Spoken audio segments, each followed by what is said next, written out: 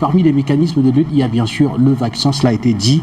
Qu'est-ce qui peut aujourd'hui expliquer l'intérêt de la France de parler d'Afrique et de vaccins contre le coronavirus après le tollé provoqué récemment par des propos de chercheurs français, notamment sur un média français qui avait poussé les Africains dans un couvre-feu énorme? Guy Fodop, c'est avec beaucoup de gravité que je prends la parole, après vous.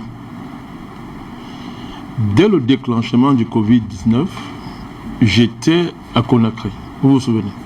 Parfaitement. Nous avons fait une émission spéciale à Conakry et j'ai mis sur la table la question du vaccin comme étant l'enjeu central du Covid. J'ai indiqué que c'était désormais la frontière politique, la ligne rouge à ne pas traverser. Et si vous regardez la signification du mot Covid, nous l'avons décrypté ici lors du débat panafricain, le Covert Operation Verification Identity, un truc comme ça, identité. Donc, ça veut dire que c'est clair. On a affaire au stade suprême de ce projet consistant à vacciner toute l'humanité, c'est-à-dire à mettre en chacun de nous, surtout les Africains, une puce. C'est de cela qu'il s'agit. C'est très grave et c'est très grave. Nous avons toujours dit, je dis nous parce qu'il faut être modeste, nous avons été en première ligne pour dire de faire attention. Ce qu'on appelle démocratie, droit de l'homme. Ça avait un objectif précis. Nous y voilà. Nous avons interpellé les consciences africaines sur la colonisation globale. C'est-à-dire que ce n'est pas désormais seulement une affaire de France, c'est que c'est les globalistes, c'est-à-dire la France, les États-Unis, c'est-à-dire l'Occident, et les institutions internationales et des fondations privées. Quand on parle d'Occident, on parle de l'Union européenne, c'est-à-dire la France, l'Allemagne et d'autres.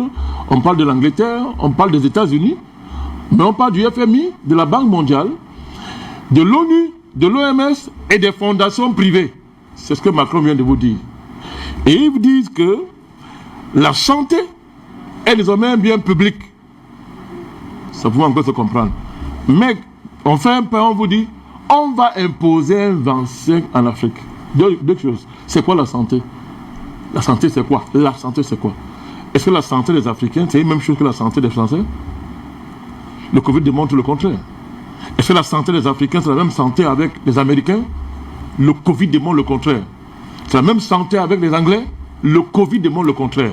Est-ce que c'est la même santé avec les Allemands? Le Covid démontre le contraire. Est-ce que l'Afrique a les mêmes problèmes de santé que l'Occident? Non. Non. De quoi ce monsieur parle? De quoi ce monsieur parle? Il ne s'est pas contenté de tuer les plus vieux de son pays, puisqu'il a pris un décret le 26 mars qui autorisait l'assassinat des vieux. Ils ont masqué ça en faisant comme si les vieux étaient tous les plus fragiles face au Covid. Alors qu'il y a d'autres pays sur cette planète où il y a des vieux, mais qui ne sont pas morts du Covid. Il y en a sur cette terre. Ils ont fait ça aux États-Unis, partout. Ils ont liquidé leurs vieillards. Ce monsieur n'a pas été en mesure de s'occuper des Français. Guy Fodop. Alors finalement, on comprend très bien à la fin que le Covid a servi à un génocide. On a tué des gens pour justifier un vaccin. Dans un contexte où dans tous les pays du monde, tous les scientifiques sérieux dénoncent les vaccins. Dénoncent les vaccins comme étant inappropriés, comme une solution au problème de maladie de l'humanité. Toute l'humanité, tout le monde dénonce ça. Et on vous dit maintenant qu'on va, et l'OMS, on va imposer. Il veut prendre une grande initiative. Voilà le plus nul des présidents français. Le plus nul. Il a été incapable de s'occuper des gilets jaunes. Il a même été incapable de préserver les infirmiers qu'il a livrés comme ça au virus, entre guillemets. Et il sait pourquoi. Il a été incapable de s'occuper de ces vieillards. Il a été incapable, n'est-ce pas, de s'occuper des Français. Eh bien, une fois qu'il commence à déconfiner, il vous dit une grande initiative va être prise avec l'Union européenne et les fondations publiques et privées. Et allez bien voir de quelles fondations on parle. Tout ça, c'est Bill Gates. Tout ça, c'est Bill Gates. Vous allez voir, c'est Bill Gates.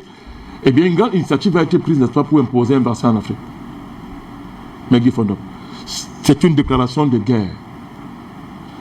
M. Macron vient de déclarer la guerre à l'Afrique et aux Africains. Je répète et je dis, M. Macron vient de déclarer la guerre à tout Africain qui habite sur cette terre, sur ce continent. Et même tout Africain qui est dans la diaspora. Ce monsieur vient de nous déclarer la guerre. Et il nous faut répondre à la hauteur de son arrogance et de sa criminalité et de son satanisme. Il faut répondre à la hauteur. Et il a dit que c'est clair. J'ai consulté l'Union africaine. Vous écoutez? L'Union africaine. De manière claire, les Africains doivent regarder l'Union africaine dans les yeux. C'est-à-dire, M. Mahamat, c'est Fakir là. Il faut le regarder. Le Parlement panafricain, il faut le regarder. Comme il faudra regarder tous les présidents, chaque président africain, de tous les pays africains dans les yeux pour voir comment est-ce qu'ils vont réagir devant la déclaration de guerre de M. Macron. Pensons, si on est dans un monde où il y a le moindre, c'est-à-dire le moindre geste de démocratie et le droit de l'homme, mais Guy Fondop, ça veut dire que j'ai le droit de refuser un vaccin, oui ou non? Bien entendu. Est-ce que le droit de l'homme ne commence pas et s'arrête devant mon droit de refuser un vaccin? Est-ce que la démocratie, le droit de l'homme ne commence pas et s'arrête devant le droit d'un pays africain de dire ce programme de vaccination, je ne le veux pas?